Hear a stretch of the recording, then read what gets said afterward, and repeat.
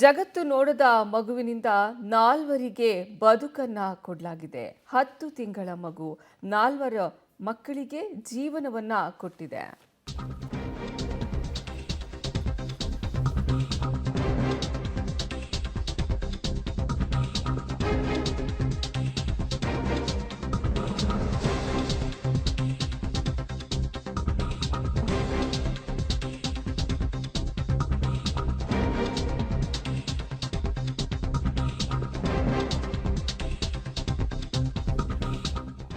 ಜಗತ್ತು ನೋಡದ ಕಂದನಿಂದ 4 ಜೀವದಾನವನ್ನ ಮಾಡಲಾಗಿದೆ. 10 ತಿಂಗಳ ಮಗು 4 ಮಕ್ಕಳಿಗೆ ನವಜೀವನವನ್ನ ಕೊಟ್ಟಿರೋದು ಕೇರಳದಲ್ಲಿ ಅತಿ ಕಿರಿಯ ಅಂಗಾಂಗ ದಾನಿ. ರಸ್ತೆ ಅಪಘಾತದಲ್ಲಿ 10 ತಿಂಗಳ ಆಲಿನ್ ಮೆದುಳು ನಿಷ್ಕ್ರಿಯಗೊಳ್ಳುತ್ತೆ. ದುಃಖದಲ್ಲೂ ಸಹ ಕುಟುಂಬದಿಂದ ಸಾರ್ಥಕತೆಯನ್ನ ಮೆರೆಯಲಾಗಿದೆ. ಸಾರ್ಥಕತೆಯ ನಿರ್ಧಾರವನ್ನ ತೆಗೆದುಕೊಂಡಿದ್ದಾರೆ. ಫೆಬ್ರವರಿ 5ರಂದು ಅಪಘಾತ ಆಗುತ್ತೆ. ಫೆಬ್ರವರಿ 13ಕ್ಕೆ ಮೆದುಳು ನಿಷ್ಕ್ರಿಯಗೊಳ್ಳುತ್ತೆ. ಕಿಡ್ನಿ, ಯಕೃತ್, ಹೃದಯ ಕವಾಟ, ಕಣ್ಣುಗಳನ್ನು ದಾನ ಮಾಡಲಾಗಿದೆ. ಕೊಚ್ಚಿಯಿಂದ ತಿರುವನಂತಪುರಂಗೆ ಅಂಗಾಂಗ ರವಾನೆ ಮಾಡಲಾಗಿರೋದು. 3 ಗಂಟೆಯಲ್ಲಿ 221 ಕಿಲೋಮೀಟರ್ ತಲುಪಿದ ಆಂಬ್ಯುಲೆನ್ಸ್.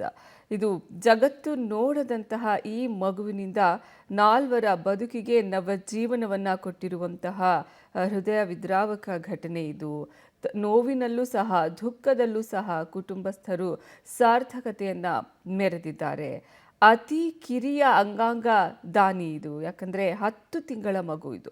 10 ತಿಂಗಳ ಮಗುವಿನಿಂದ 4 ಮಕ್ಕಳಿಗೆ ನವಜೀವನ ಸಿಕ್ಕಂತಾಗಿದೆ. 3 ಗಂಟೆಯಲ್ಲಿ 221 ಕಿಲೋಮೀಟರ್ ತಲುಪಿರೋದು ಈ ಆಂಬ್ಯುಲೆನ್ಸ್. ಈ ಮೂಲಕ ಕಿಡ್ನಿ, ಯಕೃತ್, ಹೃದಯ ಕವಾಟ ಹಾಗೂ ಕಣ್ಣುಗಳನ್ನು ದಾನ ಮಾಡಲಾಗಿದೆ.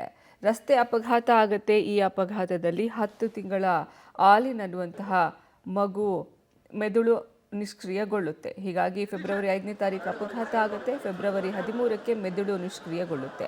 ನಂತರ ಕುಟುಂಬಸ್ಥರು ಇಂಥದ್ದೊಂದು ನಿರ್ಧಾರವನ್ನು ತೆಗೆದುಕೊಳ್ತಾರೆ.